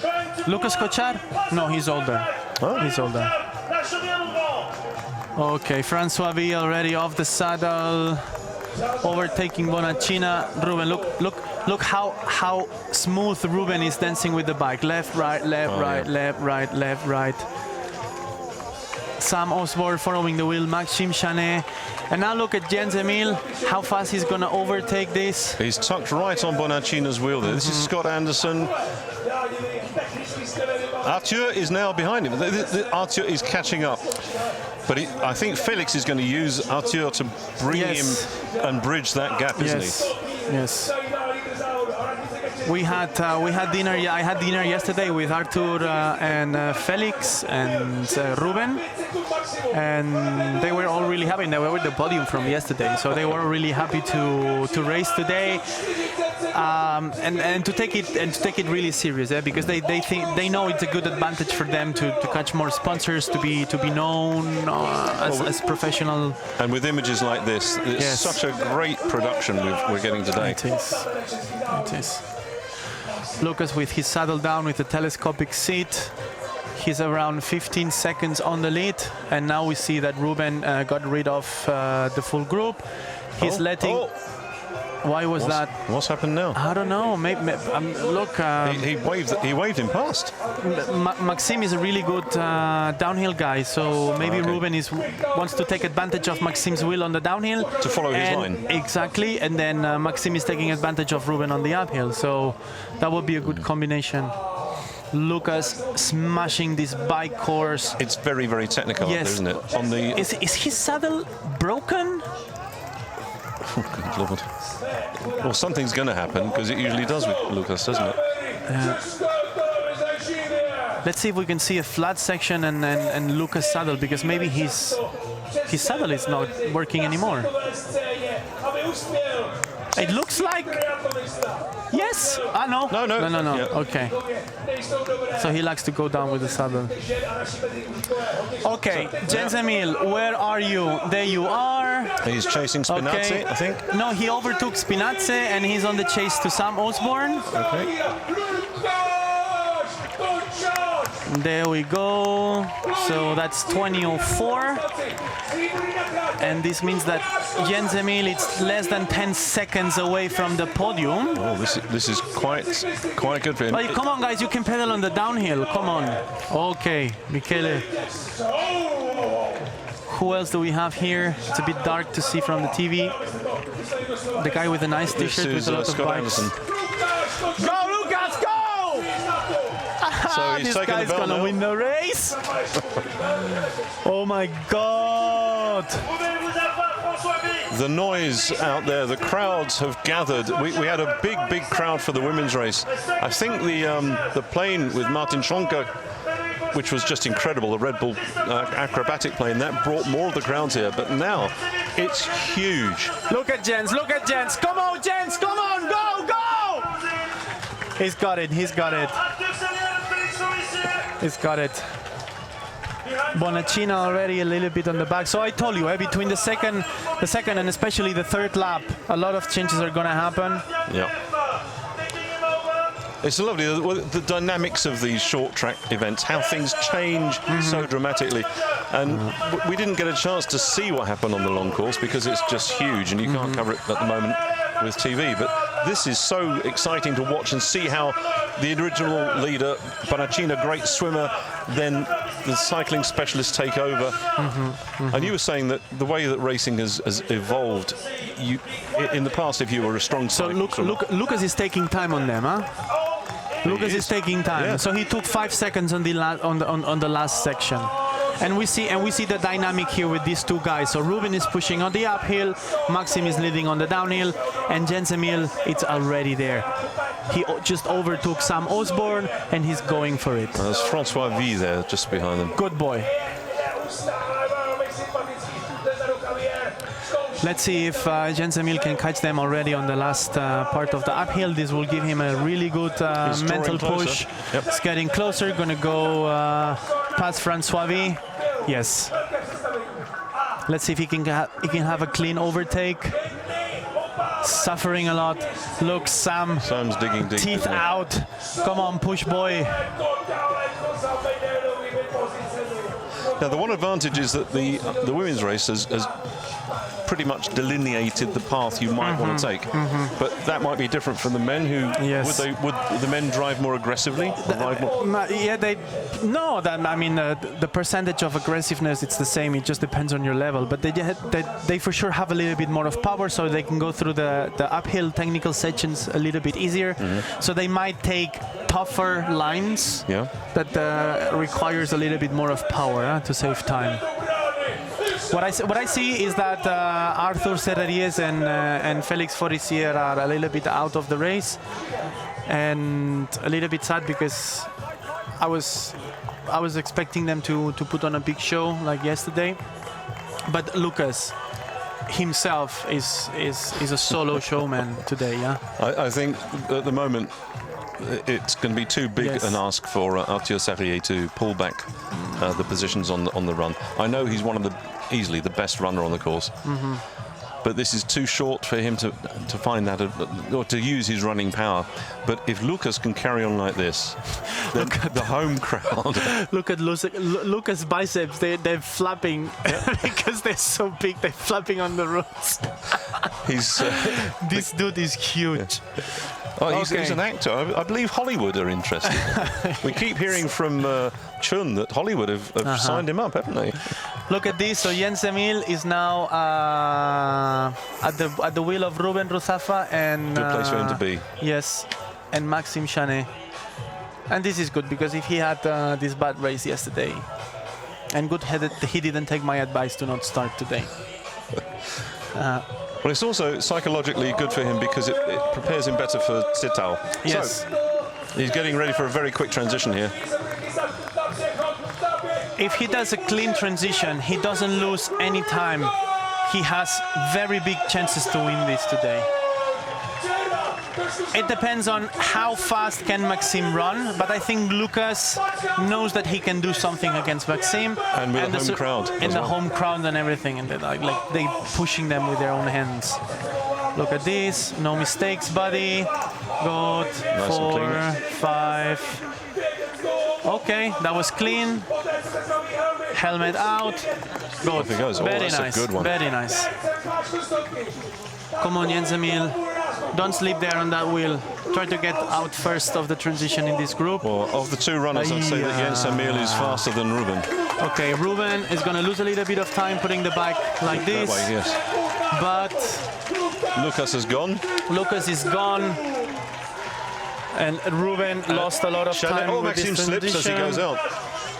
So Maxime is out in second place. Maxime did a really, really good transition. Go, Maxime, go! Look at this, Francois wow. With this incredible transition. Push, Jens, push!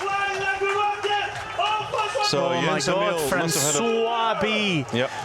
That was a good transition. With this push of adrenaline after this transition. I think Jens Emil lost some time there. I'm not sure what happened. Perhaps another camera angle might pick it up. But Arthur had a disastrous T1. Is his T2 going to be better? Much better. Much better. So here they are. Now, let's see how quickly he'll start overtaking. Look at this. The height of the heels of Arthur. Yes. Compared with the other guy. Yep. Like the speed that he's already racing at. And Serreriez is at behind Arthur Forissier, huh? No. Really, really exciting to see. Look at his biceps. Schwarzenegger. So Arthur was the fastest running. I see 40 minutes and 51 seconds over a really torturous 10K course. Let's see if we can have some shots from the running section now. Here we are. Well, here they go. Our race leader. Okay, 22 seconds. I think he can manage that, huh? Yeah. I think he can manage that because he did a really fast transition. Now the run course it contains that 150-meter climb. Then it's slightly different, but there are the zigzags and the twists and the turns. So we see Maxime Chanet on second place, right followed by François V. Jens Emil just overtook Ruben Ruzafa. So it looks like Jens Emil is suffering a lot. He wants to prove himself. He can be with the top boys. I think Jens Emil is looking at the podium, isn't he? So who's he going to pick off? He's looking at it, and he's actually now overtaking François V. And go boy. But Ruben is digging deep. He's trying to hang on to them because he knows that if he lets go of that leading group, then the podium is gone completely. So long as he keeps that group in contention, there's a chance. Look at Arthur. He's carving through the field. Arthur might have a chance to finish in this podium, huh? He may well do that. But look at the speed. I mean, Lukas is going really fast, but we're now going to see how Arthur takes the corners. He has so much stability and power on his ankles and his legs that he can speed on the corners. He doesn't have to pull the brakes. No. And there's really is a knack, a technique in running downhill and hitting those corners. Yes. So we will see. Maybe Lukas is like running really slow because he looks like really fast because he looks like really motivated. But if we can catch Arthur going down this flat section, you will see that his legs they look like outside of his hips. They just like spin so much. It's crazy. Let's see the splits because Lukas is going to take this, huh? Yeah, so I think the focus is going to be, the camera's going to be showing this, but behind him we have the big story of who's going to get onto the podium. And there we go. Yep. Jens Emil catching on Maxime Chanet. François V looks like a little bit on his limits with his neck up. Here we yes, go. There we go, boy! He's done it. Oh my God, he's suffering. But Max looks a little bit more relaxed. I mean, he might be a little bit more under control. But being in that position is probably better for him. He can keep him in his tracks. Yes. The problem with if they push each other too much, then they're gonna end up catching Lukas maybe. But he looks like with a comfortable lead, huh? And the split should be coming up any second now. Here he comes. He's looking really relaxed as he comes past us. He looks really relaxed. Big chances he's gonna take this one. This is more than 20 seconds now. Yes. But Jens Emil has kicked, he's edged away, he's gradually stretching that invisible piece of elastic. François V, well, a podium position is looking very, very unlikely. Ruben Ruzafa losing contact now with François V. Jens Emil, he's gritting his teeth, but he's got a great rhythm going there. We will see now Serreyes overtaking Sam Osborne. And let's see what he can do now on the uphill. He's going to go now. Look at the speed of the corner. He just like... He took the right line, didn't he? Went away. But he had the courage to... Well, he had the experience to do so, but also the power by taking that tight corner and pushing. Yes. And he's automatically put 4 or 5 meters into him. Yes. Now this section along the bottom here, they don't have to run through a river. It's only a couple of steps into the river, and then a very steep climb up the other side. Off they go. We will see now, because Max looked a little bit more face relaxed than Jens, but we know that Jens has a big expression when he suffers. So we will see if just Max is taking a little bit rest before the uphill to attack Jens Emil there. That will be interesting to see. Because you cannot imagine how many things go through your head. Oof, no. I mean, you know you have to push, you know you have to suffer, but any chance that you have to spare a little bit of energy and ease this pain that you have in your legs, and if you try and you're gonna do it in the wrong place, you lose your positions. So here we go. The last time he hits the big climb.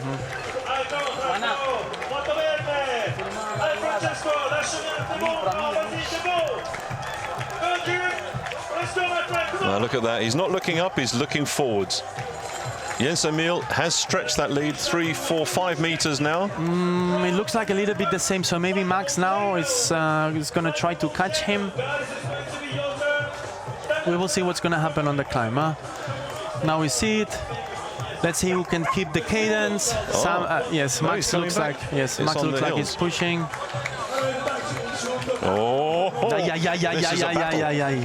Don't look back. Show no mercy. Yes. Incredible performance. Francois V suffering now. That early attack has really taken out of him. Ruzafa looks over his shoulder. And he's pushing him. I mean, he knows Ruben is. Look at that. I told you, Max was saving some energy for that climb. But I think Jens is gonna suffer now. Just saw that little bit where he's breathing out, and you think, was that a sign of resignation? No. He's going down. He's going down speed. He caught Max again. Now the psychological war is that Maxim hasn't got a hill. Maxim doesn't have a hill anymore, and he probably attacked him on the uphill. So now Maxim is dealing with a lot of leg pain, and we will see if Jens Emil is able to play this psychological game on the downhill and go just a little bit away until Max gives up. But our race winner, ladies and gentlemen, the incredible Lukas Kocar. And he's smiling, huh? Yes. Look at this, look at this. And there we go, there we go. I have a feeling that I start to know these guys a little bit. That is a really, really good battle. Yes. And we see Lukas Kocar flying, smiling. How easy did he do that? He's enjoying the moment. He's got 20, 30 seconds to enjoy the smiles, the cheers. We have to cut this tree also, like in France. Very good, boy, very good. Here he comes. The crowds are cheering him. They're shouting, they're screaming. The Schwarzenegger of XTERRA. Very good. You got it, boy. You did it. Oh, a little bit of love. Oh my God! What a turn back! Maxim attack back. Look at his face. Yes, Bosch. What a show! These two guys. And Jens Emil did a really good job. He did a really good job. And I think Arthur is going to come across in fourth place. Yeah, Arthur, a big runner-up, huh? But what an amazing turn of events with these two guys, eh? Second and third position. That was the real race, wasn't it? The winner, but the real race was there between 2 and 3. How exciting was that? Gosh. Very good. Very happy for Lukas to take the win at home. Very happy for Maxim to be able to fix the little bit of a mess with the flat tire yesterday, and very, very happy for Jens Emil, who could who can pull up a podium after this small food poisoning. And that was Arthur Forissier just coming through, I believe. What a great show today. That was magnificent. And to think that they'd raced the long distance yesterday, which was brutal. But these images. Look at the they overtook themselves like 3 or 4 times, huh? Yeah, look. Yeah, so tight. Oh my God. Impressive. This is it. This is probably there he goes. So Maxim goes, and then he will take the place in the front on the flat path. There he is with a little bit more of a speed. Look at this suffering face. Oh my God. Has to put this as a profile picture. That's going to really make the rankings interesting, because we had Panagiotis leading from his win last time, Arthur in second place, Maxime in third, then Arthur Forissier in fourth. These are going to change with Maxime Chanet and Arthur Sarrier. It will really push them into a great. Well, the next battle, of course, is next week in Zittau. Yes. I do hope we get a similar mix of athletes in Cittal, and then of course the big one in the Dolomites to finish off with. This race has been absolutely edge of the seat. In fact, I think we need to try and get better seats for us, because you were edging away throughout the race. Wow, that was just exciting. I can't wait for the interviews. I know Chun is going to be grabbing them down Look there. how happy it is. Yeah. Look at those biceps. And it made it look easy, to be honest. He did, yes. I guess this is what happened when you're over motivated with your home crowd, and everything is smooth and it's going okay. Huge congrats, dude. Yeah, the local crowd have certainly given him a tremendous advantage here, and we heard the noise as he came across the back of the lake there. Yes. And as before, no blue carpet to lie on, proper grass, nice and soft. It smells nice here because it's XTERRA. We're out in the country, we're in the middle of nowhere. It is absolutely beautiful. The team have built this venue, and within a few hours of this finishing, it will be back to nature. I think we're gonna no, not yet. We don't see Chun ready for the interview, so I have to talk a little bit more. I think they're taking Lukas to the finish line for some more glory. Yes.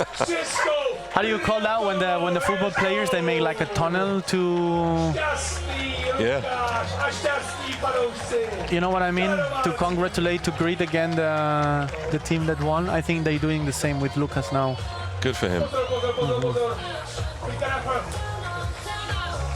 Okay, looks like Chun's there ready. Yes. So Chun, I hope you can hear us down there. The noise levels here are phenomenal, but you're going to have even more noise when you start in. Oh no, the TV company are jumping in first, aren't they? Don't forget, ladies and gentlemen, this is being broadcast live on Czech TV, live on TV, the main Czech sports channel. A big thank you to the organisers who've put together one of the best TV broadcast teams we've seen. The images we got from within the forest are fantastic, and the editing, the moving from one shot to another following the race, it's helped Roger and I enormously. I've said it during the women's race, and I want to take the time to say it again.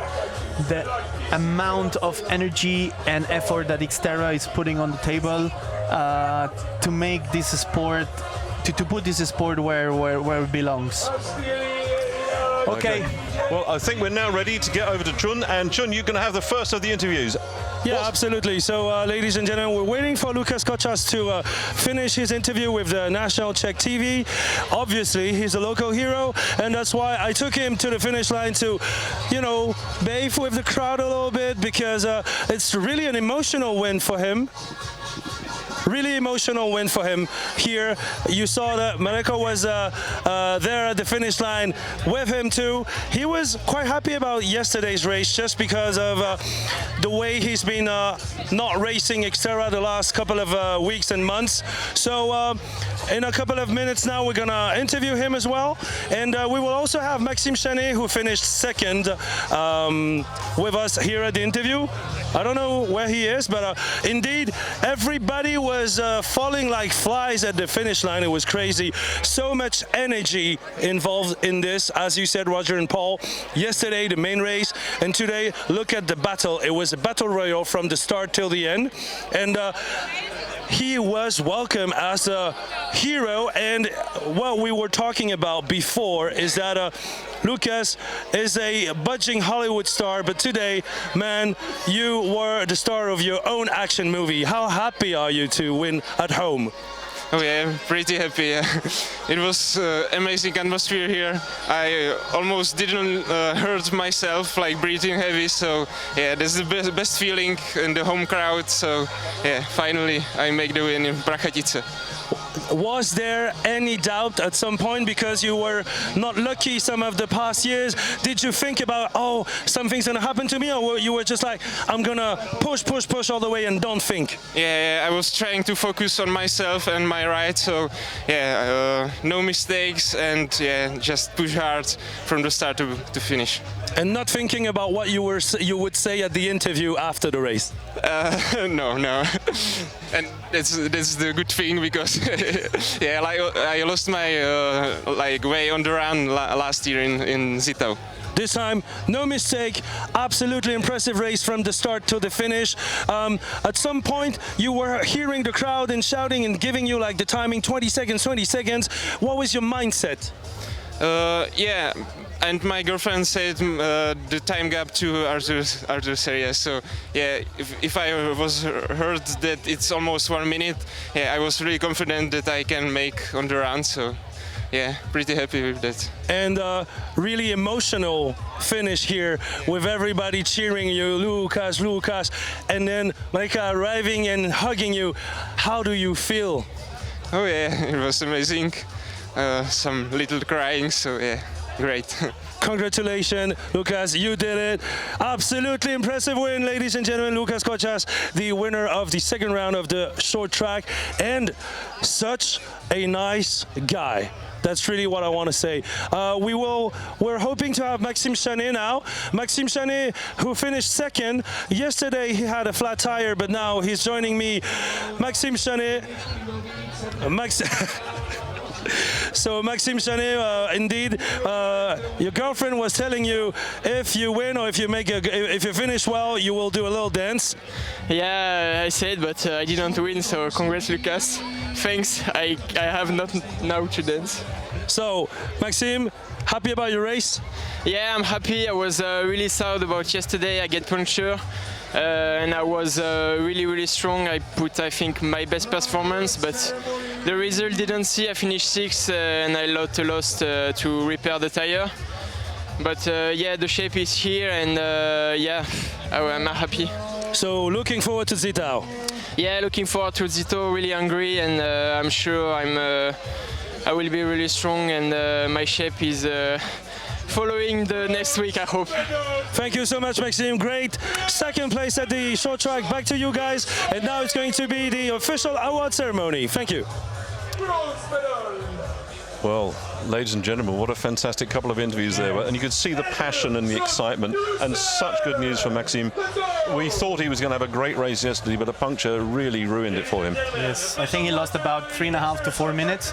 He still managed to be in the top 6, and this shows a huge potential for next week.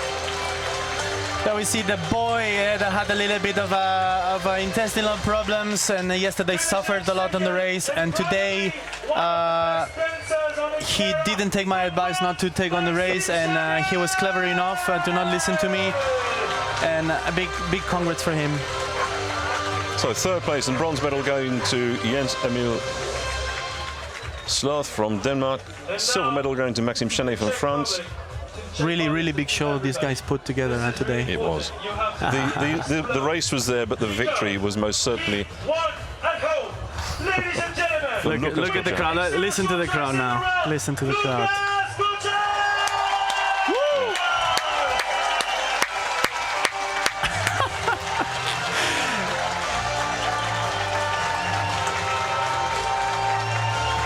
There we go. You got it, boy. Home race, home crowd, local television. Wonderful podium. Look at these gentlemen. Goodness gracious. They're exhausted. They've been giving it all. Very nice. Still contemplating about Some flowers for the boys. Really nice. Well done, boys. Come on, ladies and gentlemen, give some love to these people. It's really amazing the noise of the crowd and how everybody's has just gathered together there. I would say that at some point we would have to copy a little bit this mixed relay from ITU and try to sort out some male and female relays. I think that would be good. It would be very good. That would be exciting. So perhaps for the race we don't have a short track. You have instead a mixed relay. I would put the mixed relay after the short track. Just because then you only have, or maybe just like a relay triathlon. So you pick a swimmer, a biker, and a runner. Huh? just throwing ideas into the bucket. Well, the viewers are out there. What do the viewers think? And just in front of us now, we can see Scott Anderson's dad. Hi. Hello, buddy. New bike frame needed. Ladies and gentlemen, if you want to watch this again, it's available to you on Facebook. You can see the whole show again. But go to the rankings, XTERRA Planet, and you look at short track and you look at the rankings, and it will show you how this is changing after our first race in France. Give the guys a few minutes to just play with the data, but very soon we'll have that update available for you. Our next race is going to be in Zittau. This time next week. In fact, it's going to be on the Friday night, isn't it? It's going to be on Friday, so it means like only 5 days until the next race. Yep. And really excited to see what's going to happen there.